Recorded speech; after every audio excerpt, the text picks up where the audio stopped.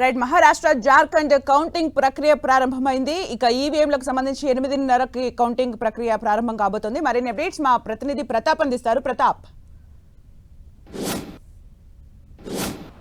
Yes Sumitra, మహారాష్ట్రతో పాటు జార్ఖండ్ ఎన్నికలకు సంబంధించి కాంగ్రెస్ పార్టీ అదేవిధంగా ఇండియా అలయన్స్ అయితే చాలా భారీ ఆశలు అయితే పెట్టుకుందని చెప్పుకోవచ్చు. ముఖ్యంగా మహారాష్ట్ర ఎన్నికలకు సంబంధించి తెలంగాణ కాంగ్రెస్ నేతలంతా కూడా పెద్ద ఎత్తున ఇక్కడ ప్రచారం చేయడం జరిగింది. మహారాష్ట్ర వికాస్ అఘాడీ నేతృత్వంలో ఏర్పడిన ఈ కూటమికి సంబంధించి ముఖ్యంగా కాంగ్రెస్ పార్టీ అధికారంలోకి రావడం కోసము ఇక్కడ నేతలంతా కూడా పెద్ద ఎత్తున ఆశలు పెట్టుకోవడం జరిగింది. వీటితో పాటు వయనాడు ఎన్నికలకు సంబంధించి కూడా అత్యంత ప్రతిష్టాత్మకంగా కాంగ్రెస్ పార్టీ తీసుకుందని చెప్పుకోవచ్చు. ఈసారి ప్రియాంక గాంధీ ప్రత్యక్ష ఎన్నికల్లో కూడా ఇంటర్ఫేర్ అవుతుంది కాబట్టి గాంధీ కుటుంబానికి సంబంధించిన వ్యక్తి కాబట్టి కాంగ్రెస్ నేతలంతా కూడా పెద్ద ఎత్తున ఆశలైతే పెట్టుకున్న పరిస్థితి అయితే ఉంది. సో మొత్తం మీద చూసినట్లయితే ఈసారి కాంగ్రెస్ పార్టీకి సంబంధించి అక్కడ మహారాష్ట్రతో పాటు జార్ఖండ్ ఎన్నికలకు సంబంధించి గెలుపు ఖచ్చితంగా ధీమా వ్యక్తం చేస్తున్న పరిస్థితి కనబడతా ఉంది. ఎందుకంటే ఇప్పటికే ఎగ్జిట్ పోల్స్ ఏ విధంగా వచ్చినప్పటికీ కూడా కాంగ్రెస్ పార్టీ మాత్రం ఈ అంచనాల విషయంలో మాత్రం చాలా స్పష్టంగా ఉందని చెప్పుకోవచ్చు. ఇప్పటికే జార్ఖండ్కి సంబంధించి అక్కడ హేమంత్ సోరెన్కి సంబంధించి కానీ అదేవిధంగా గిరిజనకు సంబంధించి హేమంత్ సోరెన్ ముఖ్యమంత్రిగా ఉన్న వ్యక్తిని జైల్లో వేయడం కానీ ఆ విధంగా బీజేపీ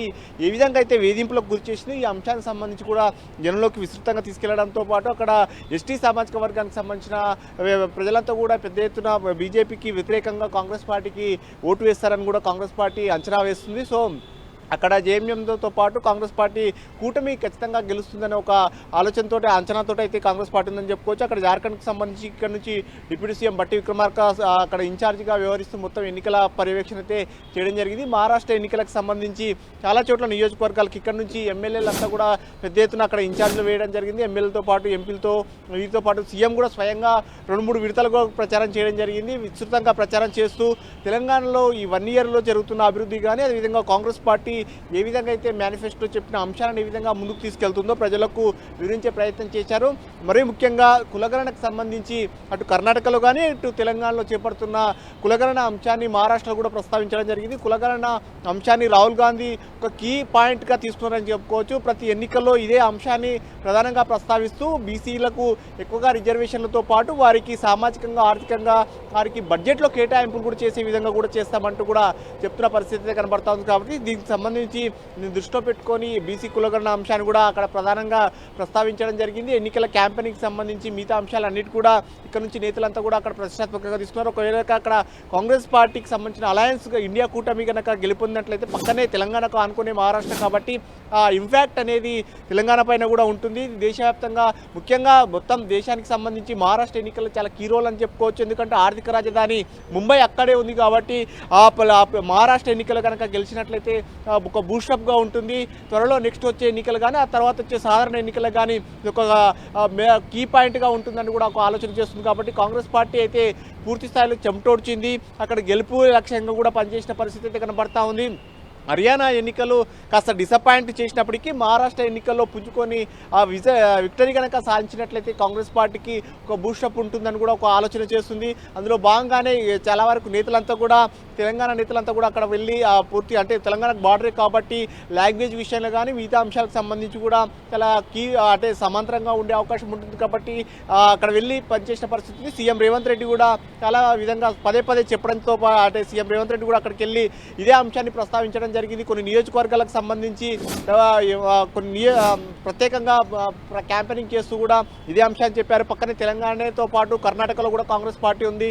ఆనుకొనే ఉన్న రాష్ట్రం కాబట్టి మహారాష్ట్ర అటు కర్ణాటక కానీ ఇటు తెలంగాణ కూడా నైబర్ స్టేట్ కాబట్టి ఇక్కడ కూడా కాంగ్రెస్ అలయన్స్ కనుక వచ్చినట్లయితే కనుక మరింత అభివృద్ధి చేసుకోవడానికి అవకాశం ఉంటుంది. ఇప్పటివరకు బీజేపీ అభివృద్ధికి కేంద్రంలో ఉన్న రాష్ట్రంలో ఉన్న ఏం చేయలేకపోయింది. అదేవిధంగా ప్రభుత్వానికి సంబంధించి కాంగ్రెస్ గతంలో శివసేనతో పాటు ఎన్సీపీ అదేవిధంగా కాంగ్రెస్ పార్టీ అలయన్స్గా ఉన్న ప్రభుత్వాన్ని విడదీసి ఏక్నాథ్ షిండే తోటి ఏ విధంగా చేసిందో ఏక్నాథ్ షిండే ద్వారా చేసిన కుట్రల అంశాన్ని కూడా పదే ప్రస్తావిస్తూ అక్కడ కాంగ్రెస్ పార్టీ ఈ అంశాన్ని తీసుకెళ్లడంతో పాటు ప్రతి నియోజకవర్గానికి సంబంధించి ప్రత్యేకంగా మేనిఫెస్టో రూపొందించడం కానీ ఇక్కడైతే ఏ విధంగా అయితే తెలంగాణలో 6 గ్యారంటీస్ ఉన్నాయో మహారాష్ట్రలో 5 గ్యారంటీస్ కూడా అక్కడ ప్రధానంగా ప్రస్తావించడం జరిగింది. ఆ గ్యారంటీస్ ద్వారా జనానికి ఖచ్చితంగా మేలు జరిగే విధంగా ముఖ్యంగా పేద మధ్యతరగతి ప్రజానికాన్ని ఆదుకునే దిశగానే ముందుకు వెళ్తుంది కూటమి, ఇండియా కూటమి అంటూ కూడా పదే పదే ప్రచారం చేయడం జరిగింది.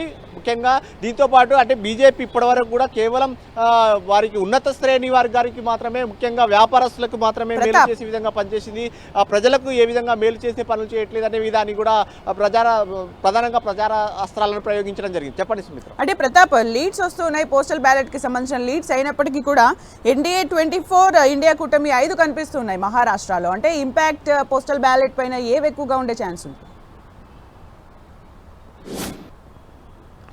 పోస్టల్ బ్యాలెట్ ప్రధానంగా కేవలం కొద్ది మాత్రం ఉంటుంది. ముఖ్యంగా ఎంప్లాయీస్కి సంబంధించిన వారు, కొద్దిమంది ఎంపిక చేసుకున్న వారు పోస్టల్ బ్యాలెట్ ద్వారా వేసుకోవడానికి అవకాశం ఉంటుంది. ఈ ట్రెండ్స్ను పూర్తిగా పరిగణలోకి తీసుకునే అవకాశం ఉండదని కూడా చాలా మంది వరకు విశ్లేషిస్తుంటారు. ప్రధానంగా ఈవీఎంలు ఓపెన్ అయిన తర్వాత మొదటి 1-2 అవర్స్లోనే ఈ ట్రెండ్స్ అనేది కూడా వచ్చేస్తాయి. మరి కాసేపట్లో దాదాపు మనం చూసుకోవచ్చు 8:30 తర్వాత ఈవీఎంలు ఓపెన్ అవుతాయి.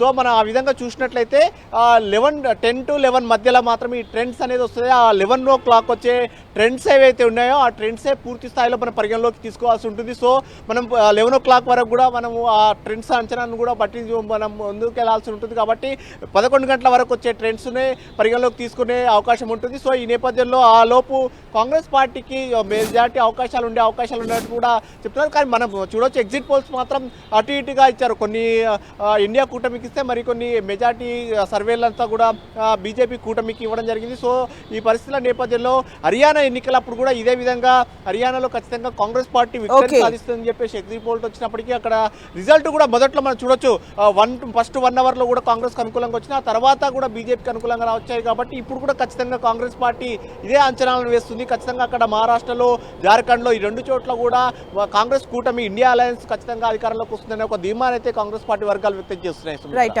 Thank you Pratap. అజయ్, అంటే మీరు చెప్పండి, అంటే మొత్తానికి కాంగ్రెస్ నుంచి, స్టేట్ నుంచి చాలా మంది లీడర్స్ కూడా వెళ్ళి అక్కడ ప్రచారం చేసిన సందర్భాన్ని మనం చూసాం. ఇక బీజేపీ విషయానికి వస్తే డబుల్ ఇంజన్ సర్కార్ అనే ఒక మోటోతో వెళ్ళింది. మరి ఏది వర్కౌట్ అయ్యే అవకాశాలు కనిపిస్తున్నాయి? బీజేపీ ఎలాంటి ధీమా వ్యక్తం చేస్తోంది? ఖచ్చితంగా 2 రాష్ట్రాల్లో బీజేపీ గెలుపు ధీమాను వ్యక్తం చేస్తున్నటువంటి సందర్భం మనకు కనబడుతుంది. ఇటు మహారాష్ట్రలో మరోసారి అధికారంలోకి వస్తున్న స్పష్టమైన ఒక ధీమానైతే బీజేపీ నేతలు వ్యక్తం చేస్తున్నారు. జార్ఖండ్లో కూడా తాము అధికారంలోకి రాబోతున్నామంటూ చెప్తున్నటువంటి పరిస్థితి మనకు కనబడుతుంది. మొత్తం 288 సీట్లు మహారాష్ట్రలో ఉండగా మ్యాజిక్ ఫిగర్ వచ్చేసి 145 సీట్లలో ఖచ్చితంగా 160 నుండి 220 సీట్ల వరకు ఏదైతే బీజేపీకి సంబంధించినటువంటి కూటమి, అధికార మహాయతి కూటమి వస్తుందని ఎగ్జిట్ పోల్స్ కూడా వస్తున్నటువంటి నేపథ్యంలో ఆ ఎగ్జిట్ పోల్స్ పైన కూడా వాళ్ళు మాకే అనుకూలంగా ఉన్నాయి. గతంలో మాకు ఎగ్జిట్ పోల్స్ వ్యతిరేకంగా వచ్చినటువంటి సందర్భంలోనే మేమే గెలిచాము, కానీ ఇప్పుడు ఎగ్జిట్ పోల్స్ అయితే మాకే అనుకూలంగా ఉన్నాయి కాబట్టి ఖచ్చితంగా మేమే గెలిచే అవకాశాలు ఎక్కువ ఉన్నాయంటూ కూడా బీజేపీ నేతలు అయితే చెప్తున్నటువంటి సందర్భం కనబడుతుంది. ఈ 2 రాష్ట్రాల ఎన్నికల ఫలితాలు కాంగ్రెస్ అధికారంలో ఉన్నటువంటి రాష్ట్రాల పరిపాలన రెఫరెండంగా ఆయా రాష్ట్రాల ప్రజలు కూడా భావిస్తున్నారు. గతంలో హర్యానా అయితేనేమి, ఛత్తీస్గఢ్ లాంటి ఎలక్షన్స్లో, హర్యానా లాంటి ఎలక్షన్స్లో కూడా ఆ ప్రభావం చూపించడం వల్లనే అక్కడ కాంగ్రెస్ కూటములు ఓడిపోయాయంటూ కూడా బీజేపీ నేతలు చెప్తున్నటువంటి సందర్భం కూడా మనం చూసుకోవచ్చు. ముఖ్యంగా కర్ణాటకలో తెలంగాణ నేతలు అక్కడ వెళ్ళి ప్రచారం చేయడం, అయితే దానికి కౌంటర్గా బీజేపీ నేతలు తెలంగాణ కూడా వెళ్ళడం జరిగింది. ముఖ్యంగా కిషన్ రెడ్డి, బండి సంజయ్, డీకే అరుణ, ఈటల రాజేందర్ వంటి నేతలు, డాక్టర్ లక్ష్మణ్ లాంటి నేతలు కూడా ఈ 2 రాష్ట్రాల్లో తిరిగి ప్రచారం చేయడం జరిగింది. ముఖ్యంగా అమిత్ షా, నరేంద్ర మోదీ కూడా కర్ణాటక, తెలంగాణలో జరుగుతున్నటువంటి పరిపాలన ఏ విధంగా ఉందనే అంశాలను ఇటు జార్ఖండ్లోను, మహారాష్ట్రలోనూ ఎండగట్టినటువంటి సందర్భం కూడా మనం చూసుకోవచ్చు. ముఖ్యంగా కాంగ్రెస్ ఈ 2 రాష్ట్రాల్లో, కర్ణాటక అదేవిధంగా తెలంగాణలో అనేక హామీలను ఇచ్చి రాష్ట్రాన్ని ఏ విధంగా దివాలా తీస్తుందన్న అంశాలను కూడా వాళ్ళు ఎక్స్పోజ్ చేసినటువంటి సందర్భం మనం చూడొచ్చు. ముఖ్యంగా రైతులకు ఇచ్చినటువంటి హామీ ఏదైతే రైతు రుణమాఫీ, ఏదైతే 2 లక్షల రుణమాఫీ ఉందో అందులో సగమే చేయడం, పూర్తిగా అసంపూర్తిగా చేయకపోవడం, అదేవిధంగా రైతు భరోసా ఏదైతే కాంగ్రెస్ పార్టీ ఇస్తానని ఇచ్చినటువంటి భరోసా ఏదైతే ఉందో అది ఇవ్వకపోవడం లాంటి అంశాలు, మహిళలకు చేస్తామన్నటువంటి ఏదైతే 2500లకు సంబంధించినటువంటి హామీ ఏదైతే ఉందో వాటిని కూడా అమలు చేయకపోవడం, ప్రభుత్వం ఇటు తెలంగాణలో అధికారంలోకి వచ్చి దాదాపు ఏడాది కావస్తుంది, అదేవిధంగా కర్ణాటకలో అధికారంలోకి వచ్చి 1.5 ఏళ్ల పైన కావస్తుంది. అయినప్పటికీ కూడా ఈ 2 రాష్ట్రాల్లో ప్రజలు ఆశించిన స్థాయిలో కాంగ్రెస్ పరిపాలన అందించడం లేదు. కాబట్టి ఈ ఇంపాక్ట్ అనేది ఇక్కడ ఉన్నటువంటి ఇంపాక్ట్ ఏదైతే ఉందో మళ్ళీ మరోసారి కాంగ్రెస్ కూడా మహారాష్ట్రలో కానీ జార్ఖండ్లో కానీ అధికారంలోకి వస్తే తెలంగాణకు కర్ణాటకకు ఎలాంటి పరిస్థితి వచ్చిందో అక్కడ కూడా అలాంటి పరిస్థితి వస్తుందన్నటువంటి ప్రచారాన్ని కూడా ఈ రెండు పార్టీలు చేసినటువంటి సందర్భం కనబడుతుంది. ముఖ్యంగా అక్కడ ఏదైతే మహారాష్ట్ర ఎన్నికల ఫలితాల్లో చూసుకున్నట్టయితే అధికార బీజేపీ సంబంధించినటువంటి మహాయతి కూటమి 3 పార్టీలు కలిసి అక్కడ కూటమిగా ఏర్పడి పోటీ చేస్తున్నటువంటి సందర్భంలో అక్కడ ఖచ్చితంగా మాకే గెలుపు అవకాశాలు ఎక్కువ ఉన్నాయి. గతంలో ఏదైతే ముందు నుండి చూసుకున్నట్లయితే ఎన్నికలకు కొంత 2-3 నెలల ముందు కొంత అధికార పార్టీ పైన వ్యతిరేకత ఉన్నప్పటికీ కూడా ఏదైతే ఆర్ఎస్ఎస్ దాని అనుబంధ క్షేత్రాలు కీలకంగా క్షేత్రస్థాయిలో పనిచేసి బీజేపీకి అనుకూలమైనటువంటి వాతావరణం ఇక్కడ ఇతర రాష్ట్రాల్లో కాంగ్రెస్ పరిపాలన ఏ విధంగా ఉంది, కాంగ్రెస్ అధికారంలో నేరుగా అధికారంలో ఉన్న రాష్ట్రాల్లో ఎలాంటి పరిపాలన అందిస్తుందనే అంశాలను అక్కడ క్షేత్రస్థాయిలోకి తీసుకెళ్లడం, ముఖ్యంగా రైతులను సంబంధించినటువంటి అంశాలను ప్రజల్లోకి ఎక్కువగా తీసుకెళ్లినటువంటి సందర్భం చూడవచ్చు. ఈ నేపథ్యంలోనే మహారాష్ట్రలో అదేవిధంగా జార్ఖండ్లో బీజేపీ అధికారంలోకి వస్తుందన్న ధీమాన్ని వ్యక్తం చేస్తున్నారు. అయితే క్లియర్గా జార్ఖండ్ విషయంలో మాత్రం చాలా అత్యంత ధీమంగా 95% కూడా బీజేపీ అధికారంలోకి వస్తుందన్న నమ్మకం ఉన్నారు. మహారాష్ట్రలో మాత్రం కొంత నెక్ టు నెక్ ఉంటున్నప్పటికీ కూడా మాకే ఎక్కువ గెలుపు అవకాశాలు ఉన్నాయని బీజేపీ అయితే ధీమా వ్యక్తం చేస్తున్నటువంటి సందర్భం కూడా మనకు కనబడుతుంది. ముఖ్యంగా ఇక్కడ ఉన్నటువంటి ఏదైతే తెలంగాణలో కర్ణాటకలో ఒక పరిపాలనను ఏ విధంగా అయితే కాంగ్రెస్ అక్కడ ప్రచారానికి ఉపయోగించిందో ఇదే అస్త్రాన్ని బీజేపీ కూడా అక్కడ అక్కడ ప్రచారం చేసినటువంటి సందర్భం మనం చూడొచ్చు. ముఖ్యంగా ఇక్కడ ప్రభుత్వం ఏ అంశాల్లో ఫెయిల్ అయింది, ఎలాంటి అంశాలు ఇక్కడ ప్రజలను ప్రభావితం చేస్తున్నాయి, ఎలాంటి ప్రభుత్వ నిర్ణయాలతో ఇక్కడ ప్రజలు ఇబ్బంది పడుతున్నారు అన్న అంశాలన్నిటి కూడా అక్కడ ఎండగట్టడం జరిగింది. ముఖ్యంగా తెలంగాణలో జరుగుతున్నటువంటి రైతు రుణమాఫీ పైన స్వయంగా ప్రధానమంత్రి నరేంద్ర మోదీ అక్కడ ప్రస్తావించినటువంటి సందర్భం. ఈ నేపథ్యంలోనే ఇక్కడ ఉన్నటువంటి సీఎం రేవంత్ రెడ్డి మహారాష్ట్రకు వెళ్ళి దాన్ని కౌంటర్ చేసే ప్రయత్నం చేయడం జరిగింది, అక్కడ ప్రజలకు వివరించే ప్రయత్నం చేయడం జరిగిందంటే ఎంత సీరియస్గా ఇక్కడ తెలంగాణలో అదేవిధంగా కర్ణాటకలో జరుగుతున్నటువంటి కాంగ్రెస్ పరిపాలనను మహారాష్ట్రలో జార్ఖండ్లో వాళ్ళు ప్రచారంలో పెట్టారన్న దానికి ఒక నిదర్శనంగా చెప్పుకోవచ్చు. ఏ అంశాలనైతే కాంగ్రెస్ తాము బలంగా ఇక్కడ చేస్తున్నామనే అంశాలను ఏవైతే ఉన్నాయో అధికారంలోకి రావడానికి తీసుకొచ్చిన అంశాలు ఏవైతే ఉన్నాయో వాటిని అక్కడ ఎక్స్పోజ్ చేసే విధంగా బీజేపీ అయితే ప్రచారం చేసినటువంటి సందర్భం అయితే చూడవచ్చు. అయితే 2 రాష్ట్రాల్లోనూ కూడా బీజేపీ మేము అధికారంలోకి వస్తామన్న ధీమాన్ని అయితే వ్యక్తం చేస్తున్నటువంటి తరుణంలో మహారాష్ట్ర ఫలితాలపైన మాత్రం కొంత ఉత్కంఠతో ఉన్నటువంటి సందర్భం కనబడుతుంది. గెలుపు ధీమాను బీజేపీ నేతలు ఎక్స్పెక్ట్ చేస్తున్నప్పుడు కూడా పూర్తి స్థాయిలో 100% మేము గెలుస్తామన్న ధీమాతో కొంత లేనట్టుగా కనబడుతుంది. అయితే గెలిచేందుకైతే అవకాశాలు ఎక్కువగా ఉన్నాయైతే బీజేపీ నేతలు అయితే చెప్తున్నటువంటి సందర్భం కనబడుతుంది. అయితే 2 రాష్ట్రాల్లో ఎన్నికల ఫలితాలు వస్తున్నప్పుడు కూడా మహారాష్ట్రలో ఎవరు అధికారంలోకి వస్తారు అన్న దానిపైనే దేశం మొత్తం ఉత్కంఠగా ఎదురు చూస్తున్నటువంటి సందర్భం చూడొచ్చు. ఎందుకంటే అక్కడ ఎవరు గెలుస్తారన్న దానిపైన ఎంటైర్ నేషనల్ యొక్క పొలిటికల్ సినారియో మారుతుందన్న చర్చ కూడా ఉన్నటువంటి సందర్భం మనం చూడొచ్చు. Right, thank you Ajay for the updates.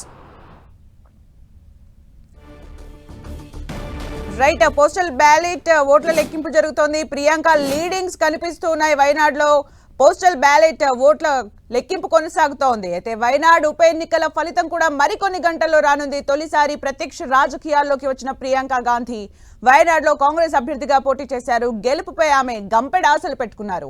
వైనాడులో 64.72% polling నమోదైంది. కేరళలోని వైనాడు లోక్సభ స్థానానికి ఉప ఎన్నిక జరిగింది. అయితే కాంగ్రెస్ అగ్రనేత రాహుల్ గాంధీ రాజీనామాతో ఆ స్థానం ఖాళీ అయింది. లోక్సభ ఎన్నికల్లో 2 స్థానాల నుంచి గెలుపొందిన రాహుల్ గాంధీ రాయ్బలేరీ స్థానాన్ని నిలబెట్టుకుని వైనాడు స్థానాన్ని ఖాళీ చేశారు. వైనాడు నుంచి రాహుల్ గాంధీ సోదరిమణి కాంగ్రెస్ పార్టీ ప్రధాన కార్యదర్శి ప్రియాంక గాంధీని బరిలో నిలిపారు. అయితే ప్రియాంక గాంధీ ఎన్నికల రాజకీయాల్లోకి రావడం ఇదే తొలిసారి. వైనాడు ఉప ఎన్నికల్లో మొత్తం 16 మంది బరిలో నిలిచారు. కాంగ్రెస్ నుంచి ప్రియాంక గాంధీ నిలవగా సిపిఐ నుంచి సత్యేక్ మొఖేరి, బీజేపీ నుంచి నవ్య హరిదాసులతో పాటు పలువురు ఈ ఎన్నికల్లో పోటీ చేశారు. ఇందుకోసం కాంగ్రెస్ బీజేపీ హోరాహోరీగా ప్రచారాలు నిర్వహించాయి.